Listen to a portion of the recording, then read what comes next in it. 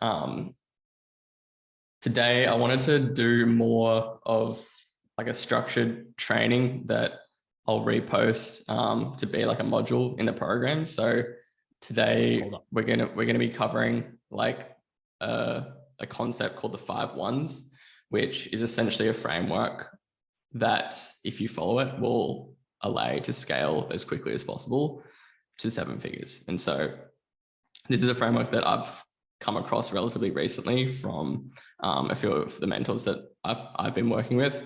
And in retrospect, it's kind of like gives a much more simple explanation to some of the things that when I look back, I was already doing, kind of just like not by accident, but without knowing this strategy, knowing this framework. Anyone on the call like right now, do you know or have heard about the 5 1s, the 5 1s framework? No? Perfect. That's what I want, because we're going to be covering today. And then also at the end of the call, just going to be doing a little bit of an announcement for everyone on the call and watching the replay as well, which will be the first time I'm announcing this anywhere across any of my socials or anywhere. I'm announcing it first in the community to give everyone in here first dibs. So stick around for that as well. So let me pull up the whiteboard and let's break down this 5 1s concept. You guys can see the whiteboard. Perfect. And throughout this as well, like anyone that's got any questions as I'm going through this, just let me know. Cool. Excuse my janky messy drawing. Let's see if we can make 5 equal segments of this. 1, 2, 3, 4, 5. Cool. All right. So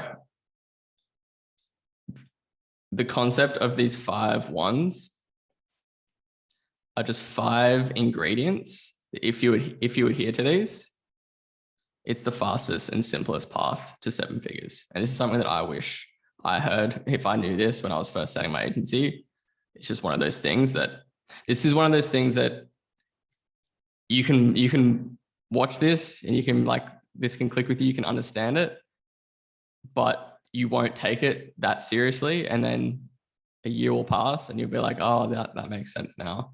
And like things like that always happen. Like you, throughout your entrepreneurial journey and throughout different stages in your business, you'll see content from different people. You'll be in courses, you'll get this advice, but sometimes based on your current context and your current experience, it hits you differently at different stages of your entrepreneurial journey. So this is one of those trainings that you'll look back on and go, okay, I learned that lesson now that makes sense. So if you can really take this in, you'll be able to fast track your growth a lot. So the first one is a very simple one, which is one.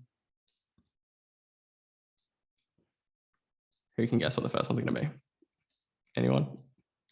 T, A, R, G.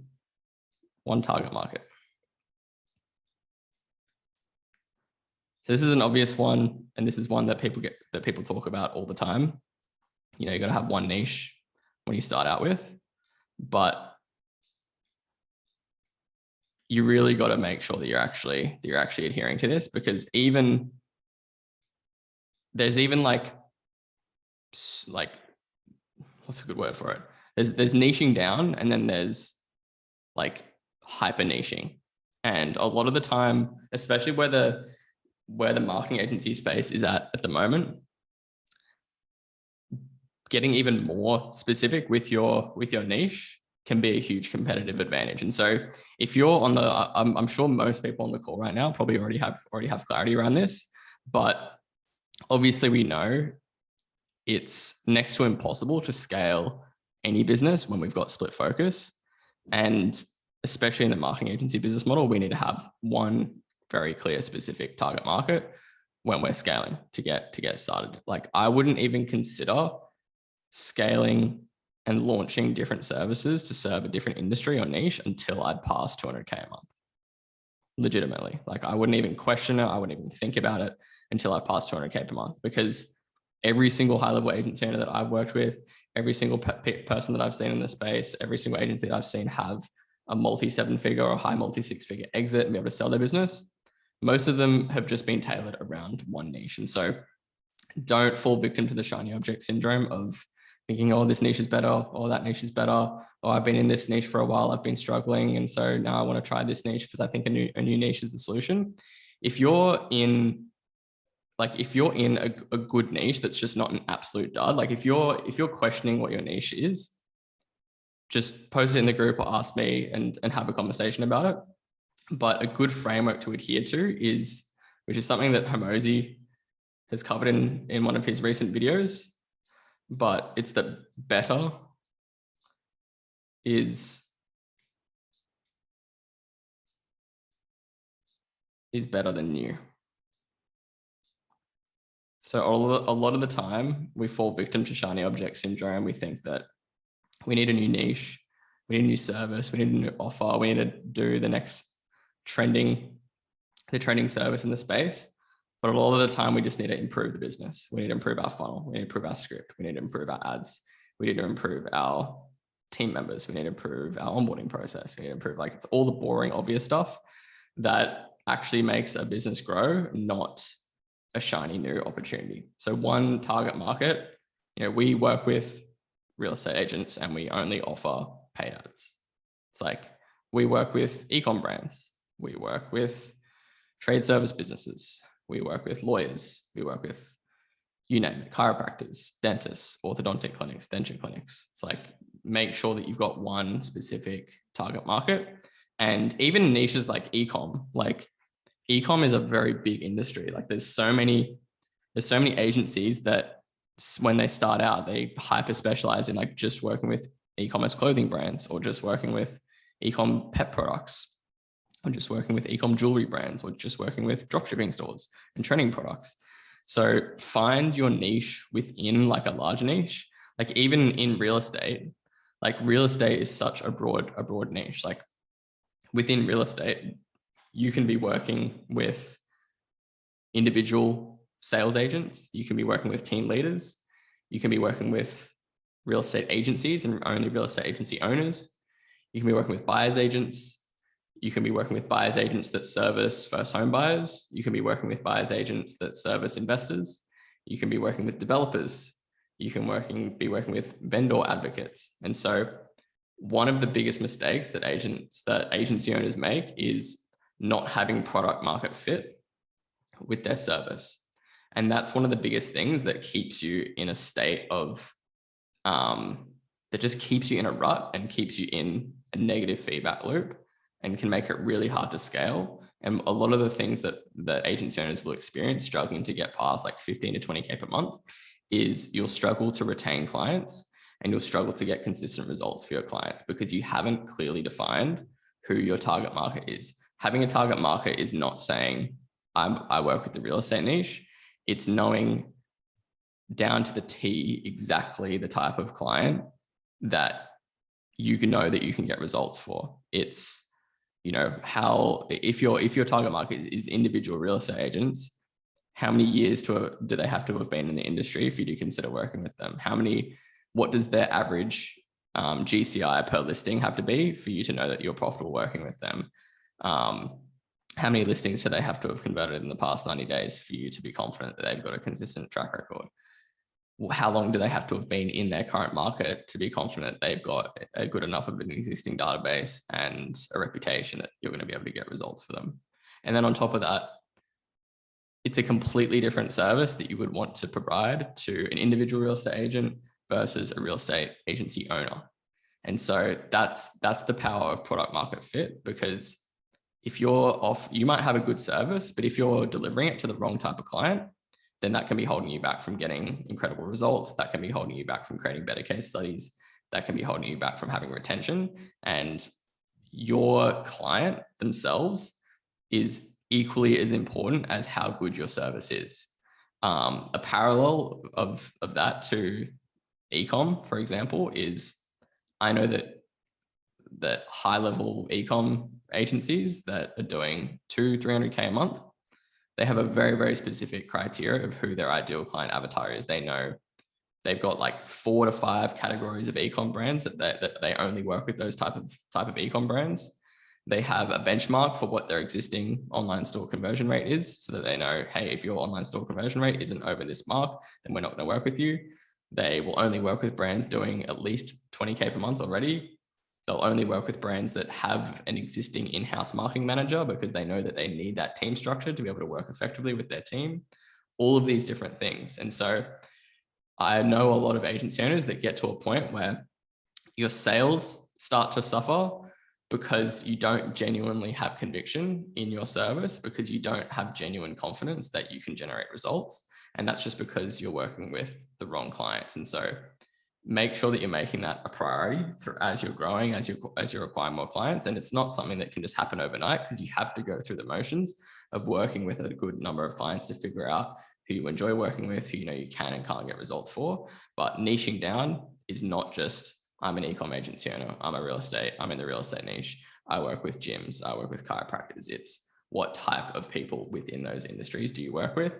And then that gets incorporated into your marketing as well. Because when you're calling out your ideal client, you're not just calling out real estate professionals, you're calling out, you know, if your ideal client avatar is real estate agency owners, then you're calling out them. If you've got a service for individual real estate agents, you're calling out them between what GCI mark. Because, you know, an ad, if you're running paid ads to acquire clients, if your ideal client avatar is, you know, individual real estate agents between 10K and 50K in GCI, your ad's going to convert way higher if you call them out and be that specific versus if you don't do that.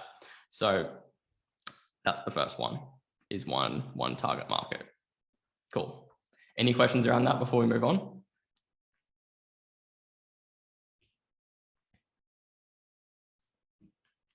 No? Good. Cool. So the next one is, I'll finish writing it before I reveal it. Even though you probably can't read my handwriting. Drawing with a mouse is surprisingly challenging. One conversion tool. So this is essentially how you acquire clients. So one conversion tool is sales calls. Again, this is a very simple one, but there's actually a lot of different ways. Like some of you might be watching this right now going like, duh, like, yeah, you take a sales call, you sign a client. But there's lots of different ways that you can sign clients. You can have a 2-call close and a discovery call beforehand. You can be closing people in the DMs. You can be doing, like some people do webinars. Some people do like in person. And I did in person to start out with, because that works really well for some niches, and it stacks the odds in your favor, and it builds more trust and credibility and rapport. But you need to have one simple way that you sign clients. And that doesn't mean you just go, yeah, we take sales calls, we do strategy sessions, and that's our one conversion tool. It's everything that goes along with that, and how repeatable your sales process is.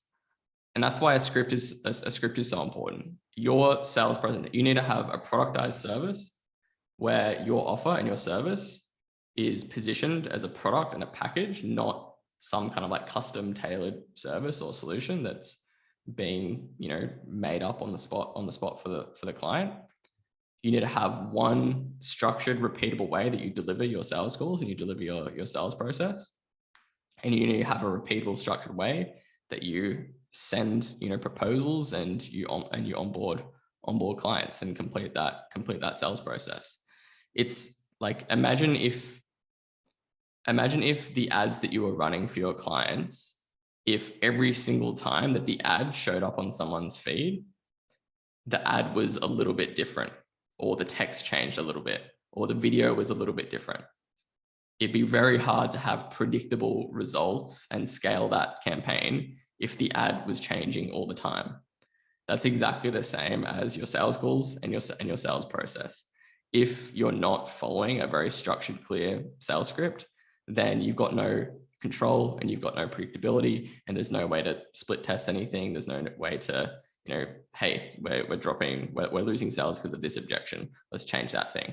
Because when you're delivering your sales goals differently every single time, you're not following a clear process, then yeah, there's no predictability.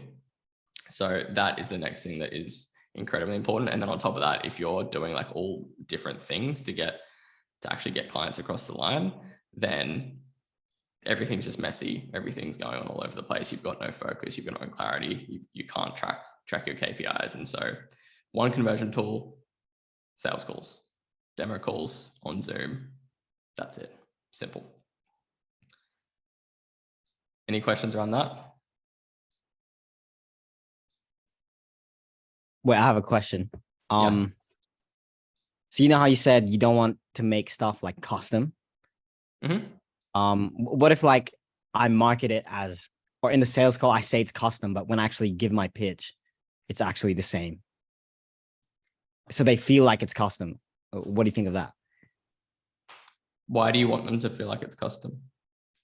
Oh, because some of them say like, it won't work for me, or how do I know this will work for me? Yeah, just those common objections on sales calls. Yeah, so just because something is customized for them doesn't mean it will handle the objection of them questioning if it will work for them or not. If anything, providing them a custom solution would give them more uncertainty, because you're giving them something that hasn't been tested before and doesn't have a proven track record and proven results behind it. Whereas when you've got a productized service, then you're selling it as if like all of the results, all of the testimonials, all of your social proof, you want to be selling your system, not you, and not you or your team, or like a custom package. You want to sell the system. And so having a productized service actually gives people more conviction in your offer, because it's repeated and it's specific and it's dialed in.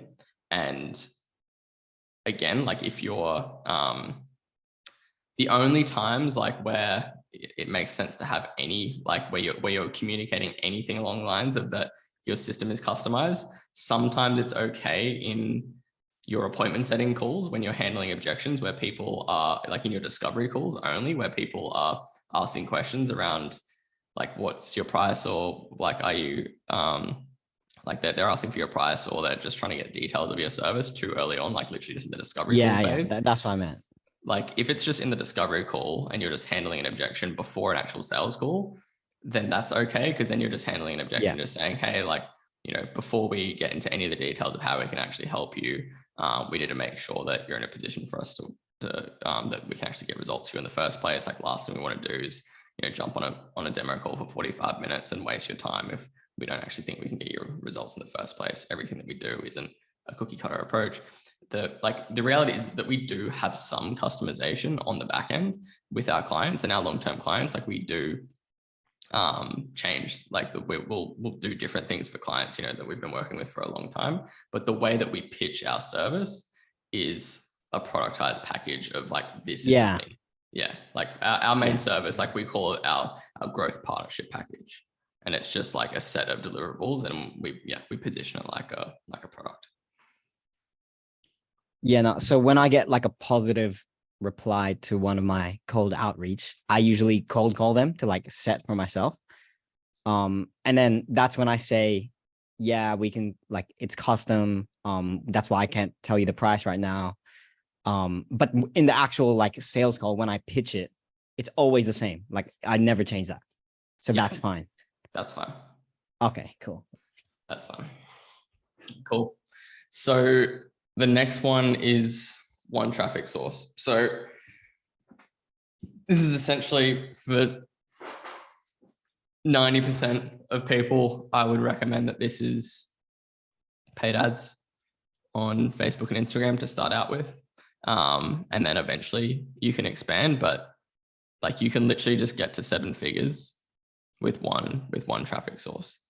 And so as quickly as you can, you want to get over the hump of getting to like 10 to 12K per month so that you can get paid ads set up, get a VSL funnel built out and have one traffic source. And that's all this is. And so, because, you know, organic outreach is good, but it's relatively high maintenance. It can be volatile, and you can't scale it as predictably. And it's outbound attraction versus inbound attraction, and you don't have as much control over generating applications from your ideal client. And so that's like why paid ads is better than cold outreach, because, you know, the context of cold outreach, you're going to someone versus them coming to you. And when someone's coming to you with paid ads, again, coming back to our one target market, we can be really specific with who we're calling out. And in that messaging, that's by default is going to attract our ideal clients. And when we're attracting more of our ideal clients, then our video sales letter resonates more with them. Our service resonates more with them. Our closing rate goes up. Our fulfillment is easier because we're working with people that we've got more predictability that we can get results for. And it's all of these little factors that just make everything run more and more smoothly.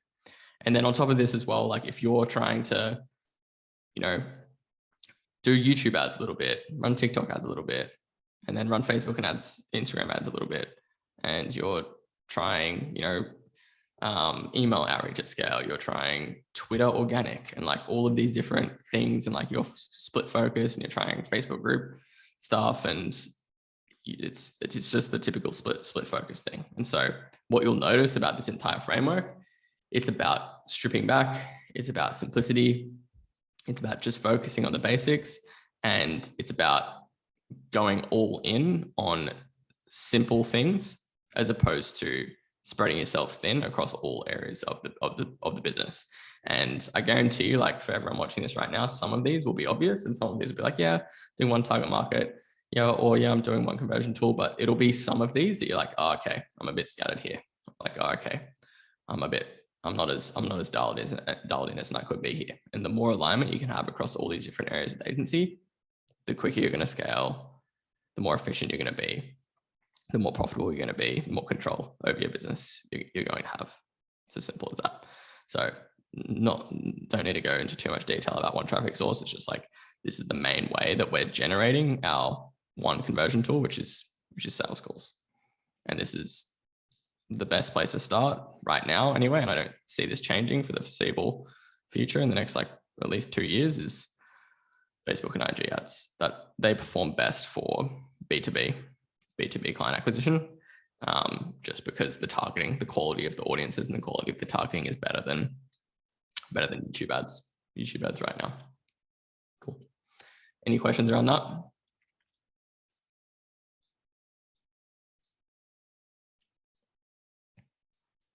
Moving on. Right, Truthfully, I've got a question. Yeah. Can you hear me? I'm basically just starting out. I don't even have any clients, but I don't know what the best outreach method is to focus on at the minute. What are your thoughts? If you were just starting out, what would be like your initial go-to outreach method? Depends on the clients that you're trying to attract. Who's your target market and who's the ideal clients that you're going after? So I'm a little bit skeptical between whether I just focus on roofers or like the whole home improvement industry. Go after roofers. What specifically roofers? Yes. Yeah. Just go after roofers. Roofing is a big industry. Because essentially the fear or the doubt that enters every agency owner's mind when you're struggling to niche down is the uncertainty around, well, will this niche work? Is it big enough? Can I reach them? How am I going to find them? All of those questions and doubts that start to come up. And the reality is that all of those questions and doubts are the same regardless of any niche that you're going after. And within any of these good niches, you have the potential to scale to a seven-figure run rate in any of these, like in any trade service business. Like you can build a seven-figure agency just going after roofers. Literally one of my case studies, if I pull up, let me just. And one other thing is, Yeah. I don't know, but I'm based in the UK, and I never know. I feel like the UK roofers, they're not as big as the Americans. I don't feel like they have the infrastructure. So sometimes I get torn between focusing on like the UK roofers or like the US. I'd start out in the UK and then expand to the US. Okay. So I'm one of like an agent, one of the, like when I first started doing coaching about three years ago, I worked with a guy called Eric Fasnot, and he's based out of the US. And when we were working with him at the time, he was doing about 5K a month. He was working with painting companies only, people that did, you know, mid-size, just painting projects for homeowners, painting the outside of houses, painting the inside of houses. And Eric built out a paid ad system. Like main thing that we helped him with was building out his fulfillment strategy, like using messenger chatbots, showing how to do the paid ads, do the lead gen. And he went on to scale to 80+K USD a month in about 12 months, just literally only working with painters. There's lots of, I've seen a good amount of successful agencies in the roofing space. Also as well, like the whole point that we get into these business models in the first place is to have time, location, and financial freedom. And so the location freedom part of that means that our potential client pool is in a global marketplace, and there's no reason that we can't work with clients. That, like, one of the benefits of having an online business is that we can go global anywhere in the world to where our ideal target client is. The only thing that really like restricts you and holds you back is like your time zone in relation to operations, of like, if there's too much of a difference in time zone between where you are and say the US, then that can make it a bit tricky with taking sales calls, taking client meetings and things like that. But the UK and the US isn't that much, especially from Australia. Like Australia's time zone is like exactly the opposite to the US. So I would recommend starting out in the UK, just because when you're a beginner agency owner, naturally you have a lot more just like existing trust and rapport with business owners in your local country.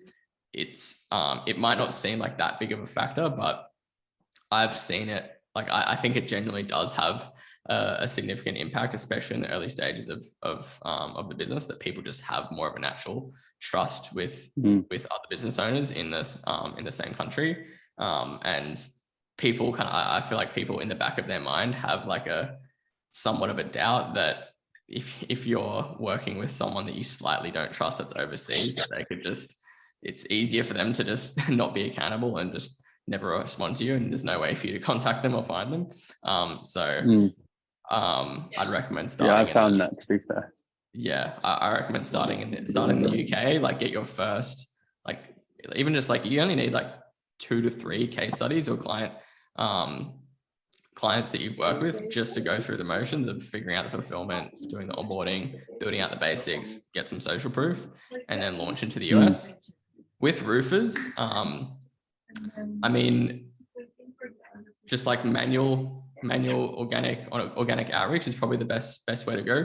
Roofers is the good thing about local trade service businesses is that the businesses usually aren't too big, and that it's not that hard to get through to the decision maker, or sometimes the decision maker, their contact information is even public. And so SMS outreach works really well. SMS to Loom. Yeah. So you can do just cold SMS outreach, doing the Loom strategy where you're doing a social media marketing audit, and the training around that is inside of the program, where the purpose of the cold outreach is you're essentially pretending as if you've already filmed a 5-minute social media marketing audit for them, and you're asking them where to send it.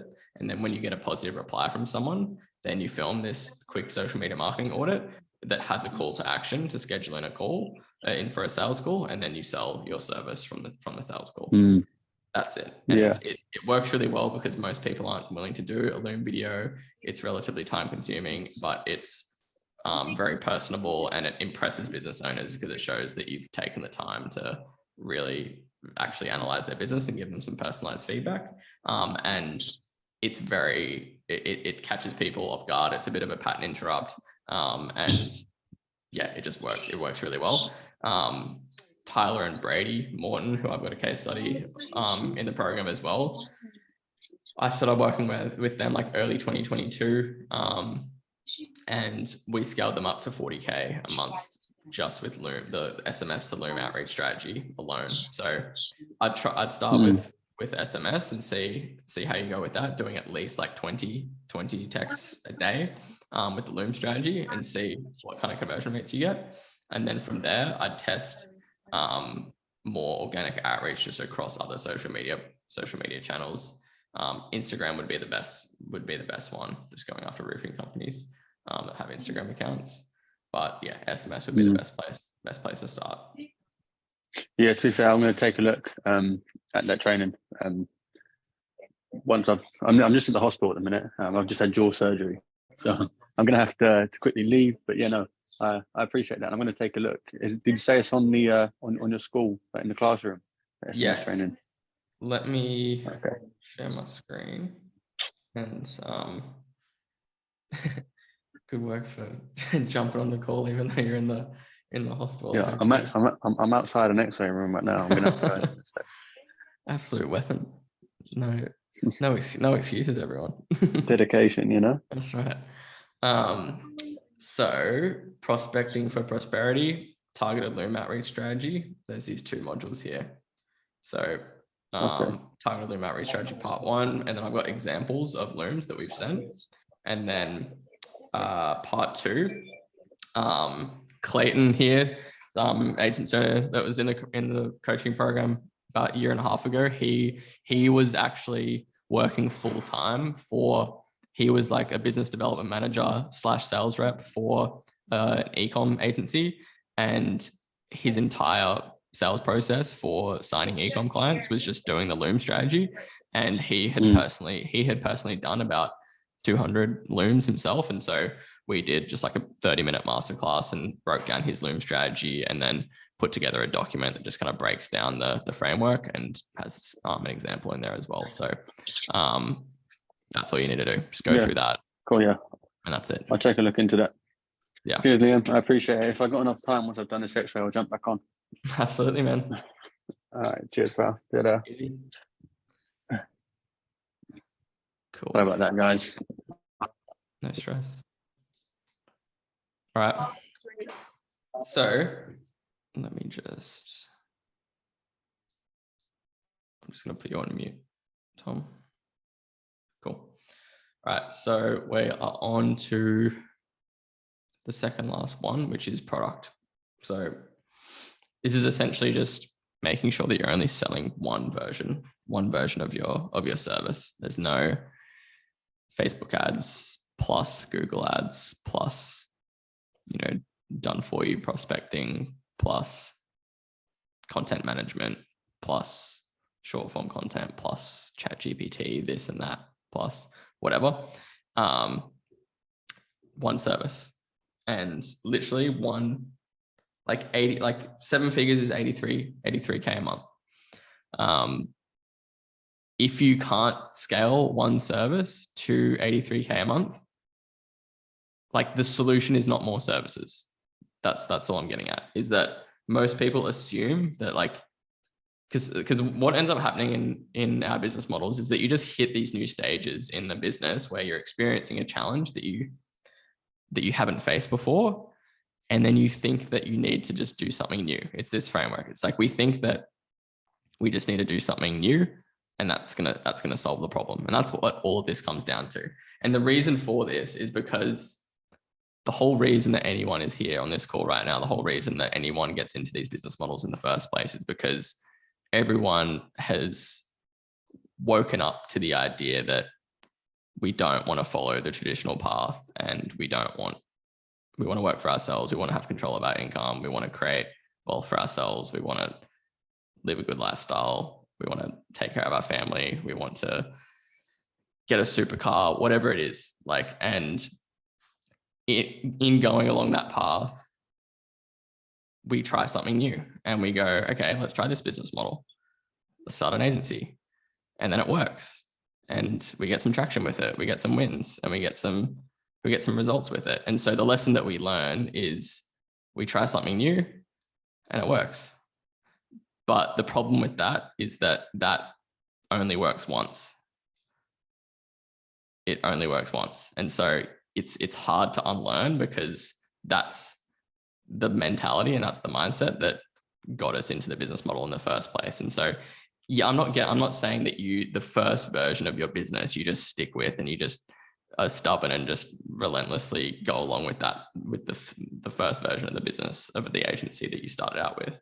But it's the big picture stuff that you don't switch and change along the way, because how we take advantage of the compounding effect of being in business and being in entrepreneurship for a long period of time is when we're not switching and changing too often. You know, if you spend a year in the real estate niche and then you switch to trade service businesses, then you've lost all of the experience and the credibility and the social proof and the trust and the figuring out how to sell to that niche and everything that goes along with the leveling up within that niche and in that industry.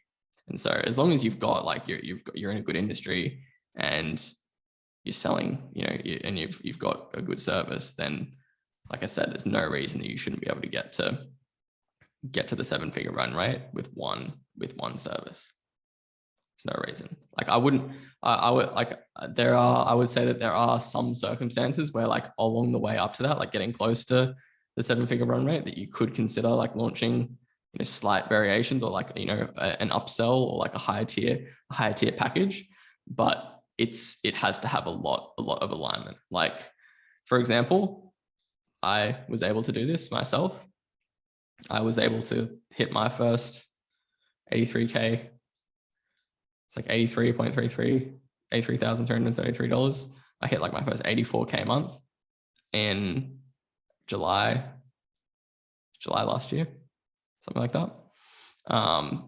And my service was just Facebook and Instagram ads, lead gen, simple service, 1.5K a month for real estate agents. That's it. I got to 83K a month just selling one service. That's it. Simple. We were able to do that, not because we were able to do that because we had a base of about like 40 clients. We were doing like 50, 60K per month in monthly recurring revenue. And the way that we're able to cross that mark is we started like upselling and ascending existing customers. And then we started selling more like upfront packages and pay in full packages. Like, we started selling like 12-month pay in fulls, 6-month pay in fulls. And, you know, we had some months where, yeah, you get a couple 12K pay in fulls, you get a couple 7K pay in fulls. That's like an extra 30K. If you've got 60K monthly recurring revenue, it doesn't take much to bump you up over that mark. That's how we were able to do it. But it was still the same service. That's it. So one product, you know, offering different services and different products is essentially like running completely different businesses, because it's a different sales process. That different product might be for a different client avatar. The way that you onboard it is differently. The way that you fulfill it is differently. It's just like all the same lessons and all the same rules. Why you need to have simplicity across all these different areas. It's the same with your product. That's the second last one. Anyone want to take a stab in the dark of what the very last one is? Surely retention, right?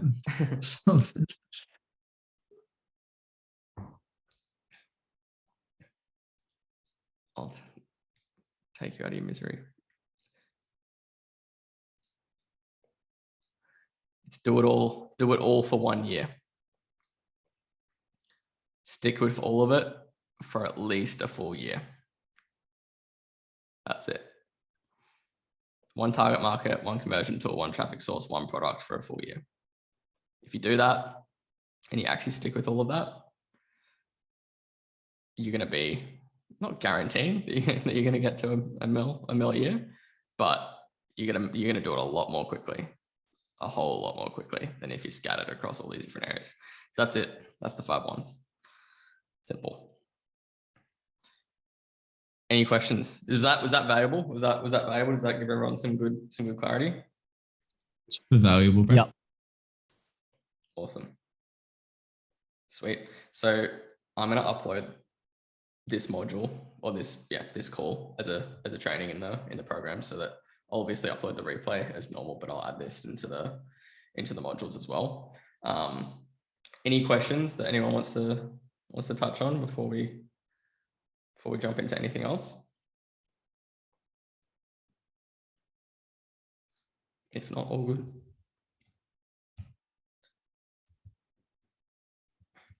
Sweet. All right. So at the start of the call, I mentioned to everyone that I'll be dropping a little announcement. And so for everyone on the call, I haven't announced this anywhere yet. And I won't be announcing this till tomorrow on any of my socials. And so long story short, I'm opening up. This is something I've been teasing for the past couple of weeks and saying in the program, but I'm opening back up my one-on-one coaching and mentorship, which I haven't had open for about 6 months. And so tomorrow there'll be a YouTube video going live, which will be on this funnel as well. And I'll drop the link to this below. And so 6 a.m. tomorrow, that video is going to drop so that you can watch it and get all the details to answer all the questions that you'll probably have about what's involved, how does it work, is there any guarantees, what's inside the program, what am I going to be helping with, is it for me, is it the right time for me to do this, all that good stuff. So I just dropped that link in the chat. The link's in my Instagram bio as well. I just put it up there before the call. And so I am only going to be bringing on 10 people in total. And applications will not be opening back up for this until January next year. Obviously, with one-on-one coaching, like most SMMA YouTube gurus in our space that have made most of their money off courses and then pretend that they made their money with the agency, I actually run my agency, and that's where I make all of my money. And so offering one-on-one coaching is, you can only do it with a small group of people. And so that's why I'm only doing 10 people and not going to be opening it back up until early next year. So on this landing page, you can check it out. Got all the good stuff, reviews, testimonials. Check it out.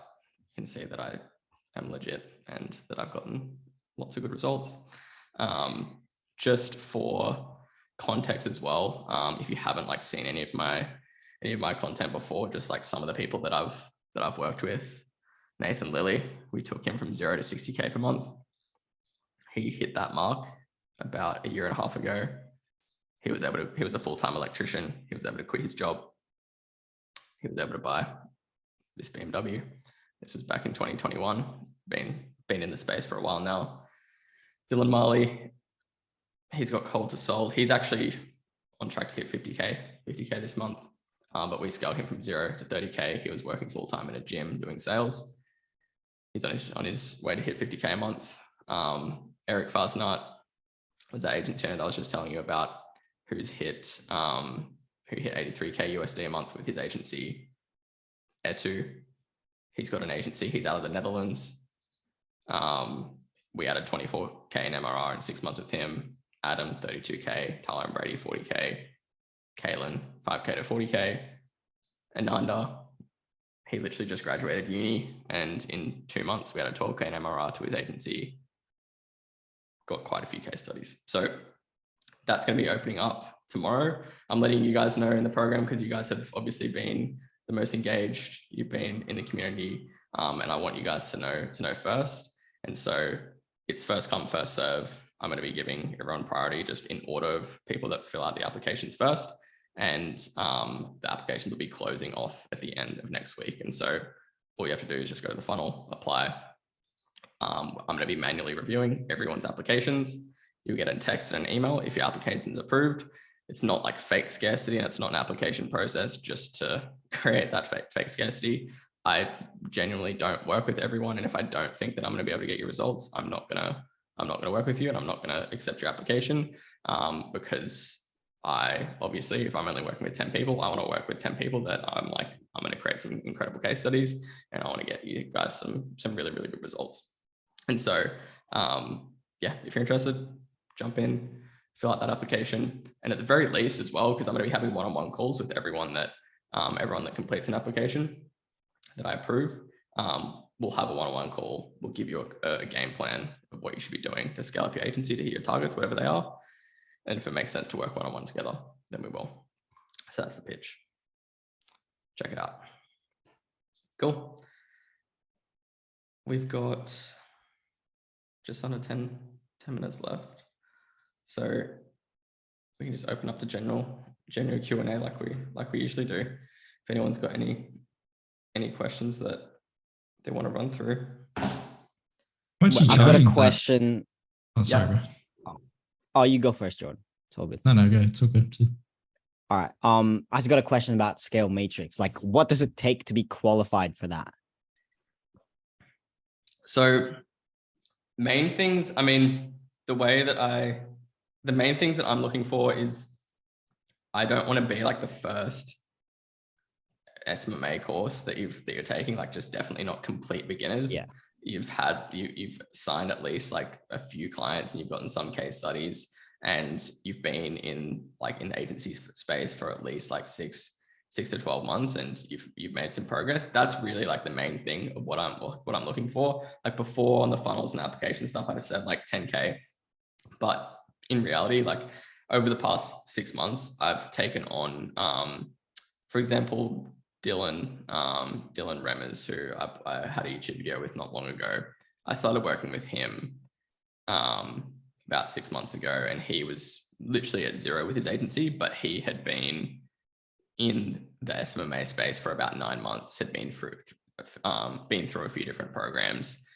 And I'm more just looking for people that I can tell are switched on. I can tell that they're really hustling, that they're really trying, that they're committed to the business model, that you've got a good understanding of the foundations, and you just need that extra help to get to the next level and just shortcut your growth.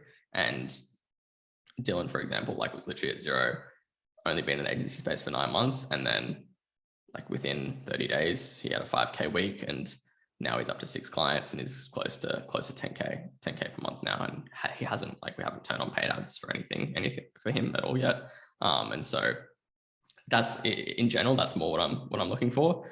Just that you're at that stage, and I can just tell by the type of person you are and like what your habits are and how you're executing on the business.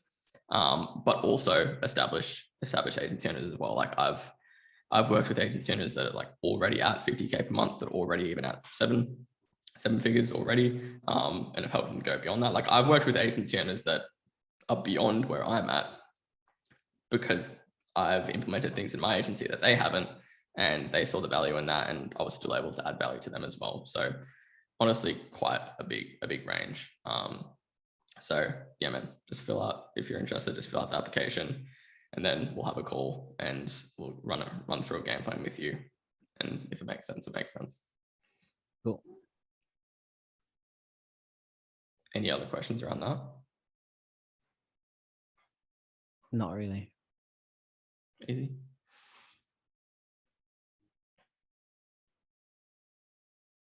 I thought your announcement was going to be you saying you getting that Porsche or some shit. That's what I really thought it was. I was waiting for that. I'm getting the Porsche next week. Need to sell a few more courses first. Yeah.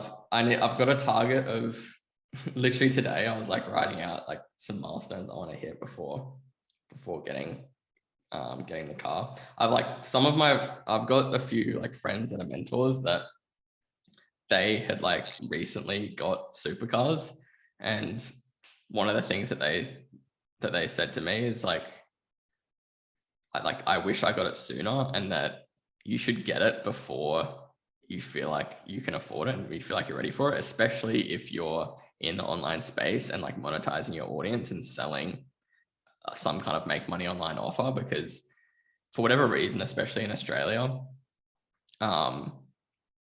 having a supercar or something like that, just people see it and it's just like instant validation, and people are just like mesmerized by the fact that you've got a supercar, even though that it's not like a genuine portrayal of how wealthy you actually are. Like, you could be you could be not that well off, but have a supercar, and everyone's like, oh my god, this person is like this person's crazy. But if you're like monetizing an audience and selling a make money online offer, I've been in high level masterminds where people are talking about, like, you know, when I got my McLaren, and put that in my ads, like my cost per lead halved, and we tripled our profit from our ads just because I had my supercar. I had a supercar in my ads. And so it's like, actually, if you're selling some kind of, you know, B2C make money online offer, it's actually a genuine smart decision. But it's a play. For me, I want to build my property portfolio a little bit more, and I've got a target of what I want to hit in terms of my investment portfolio, and then I'll get the Porsche. Yeah, I got the card right here, bro. I'm ready to go. Got the Lambo card. Let's go. Ready to pull up. I was looking to get one at the end of the year, but I think it is stupid.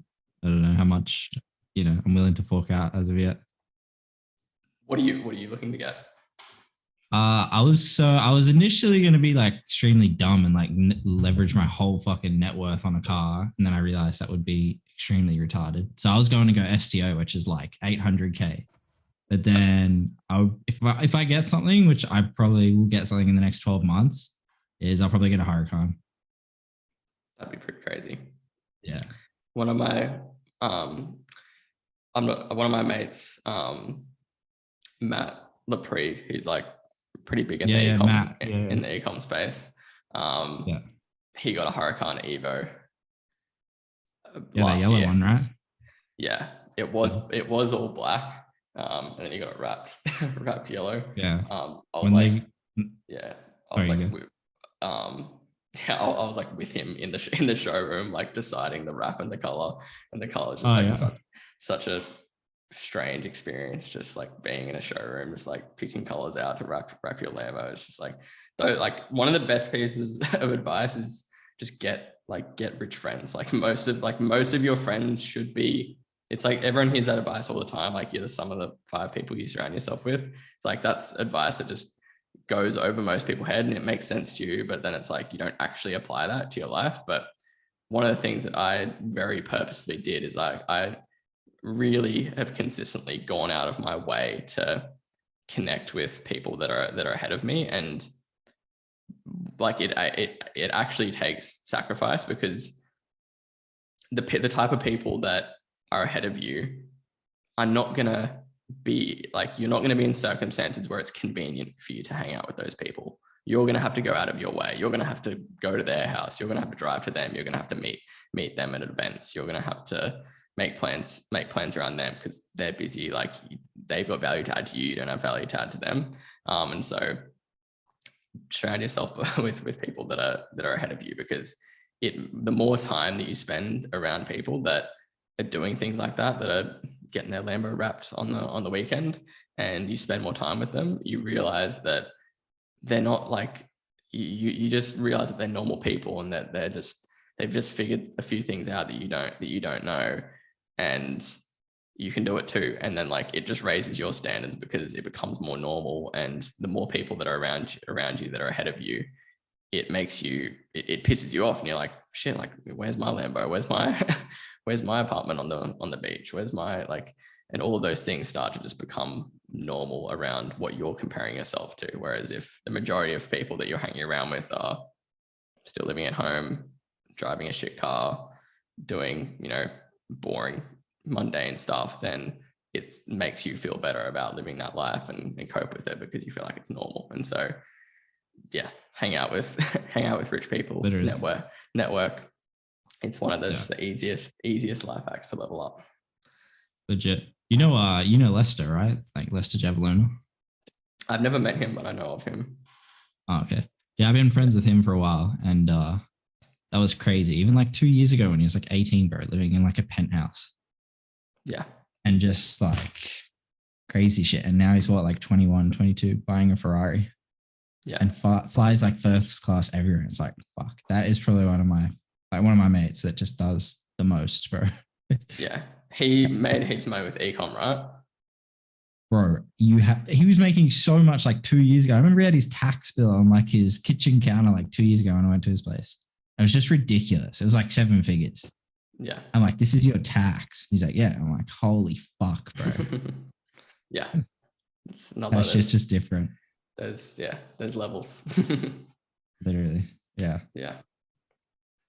Nah, for sure. That's a hack. Absolutely. I agree. Cool, guys. All right. Wrapping up at the end of the hour. I hope everyone got some value out of that training. Like I said, I'll be dropping that YouTube. I'll have like stuff in my stories and be sending out emails and stuff over the next couple of days. But like I said, let you guys know because it's first come, first serve. Send through that application. That's all. Easy, guys. Have a good rest of your week. As always, if you've got questions throughout the week, post it in the community. See you guys soon. Cheers now. Peace. Thanks, bro. Take care. Bye.